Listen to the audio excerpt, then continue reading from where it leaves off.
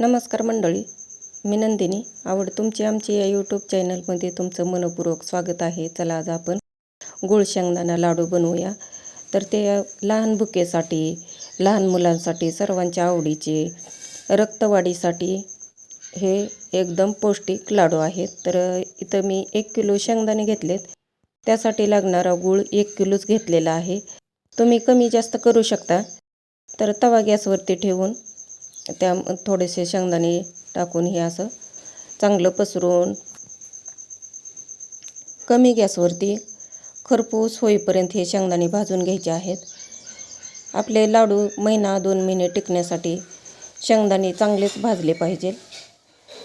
फुल गॅसवरती भाजायचे नाहीत, काळे पडतात. तर कमी गॅसवरतीच हे साल तडकेपर्यंत, तडतड वाजेपर्यंत हे शेंगदाणे खरपूस भाजून घ्यायचे आहेत. म्हणजे लाडू चांगले टिकून राहतात महिनाभर.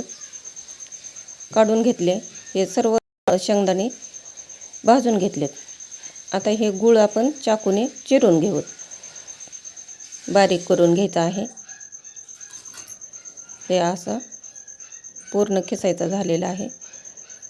तर आता हे 1 वाटी शेंगदाणे टाकून थोडंसं गूळ टाकायचा आहे त्यावरती आणि मिक्सरवरती हे फिरवून घ्यायचं आहे.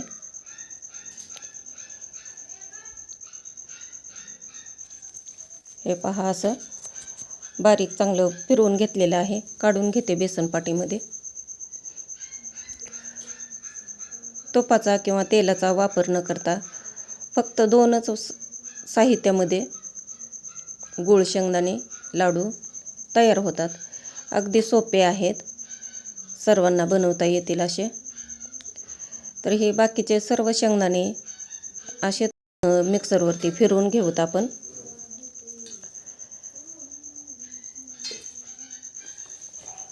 सर्व फिरवून घेतलेलं आहे. हे पहा, असं बारीक करून घ्यायचं आहे. आता आपण ह्याचे लाडू वळून घेऊत. हव्या त्या आकाराचे लाडू बनवायचे आहेत. मधल्या वेळात खाण्यासाठी हा झाला लाडू तयार.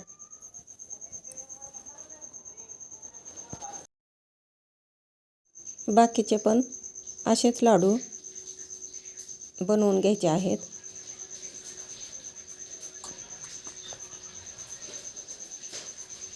सर्व लाडू बनवायचे झालेले आहेत. तर कसे वाटले हे मी बनवलेले लाडू? नक्की लाईक करा, शेअर करा, सबस्क्राईब करा, करून पहा. धन्यवाद.